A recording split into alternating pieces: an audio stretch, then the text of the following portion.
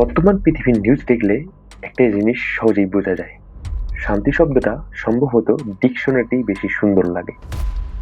কারণ আজ সকালে মধ্যপ্রাচ্যের নতুন করে উত্তেজনা শুরু হয়েছে। খবর অনুযায়ী ইসরায়েল ইরানের উপর সরাসরি বিমান হামলা চালিয়েছে।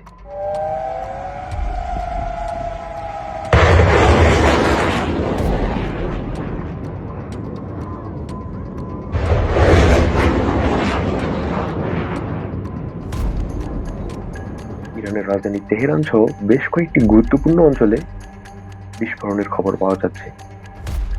হামলার পর ইসরায়েলের বক্তব্য হচ্ছে, ইরান ভবিষ্যতে আমাদের উপর হামলা করতে পারে, তাই আমরা আগাম আক্রমণ করেছি। বিষয়টা এমন, পরীক্ষা শুরুর আগেই খাতা কেড়ে নেওয়া। हिपोक्रेसी की भी सीमा होती है। কিন্তু সমস্যা হচ্ছে, ইরান চুপ থাকার দেশ নয়।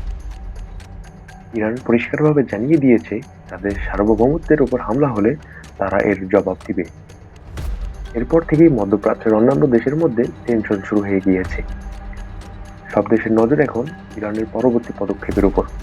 কারণ সবাই জানে, ইরান যদি পাল্টা আক্রমণ করে তাহলে সেটি খুব দ্রুত একটি বড় যুদ্ধে রূপ নেবে।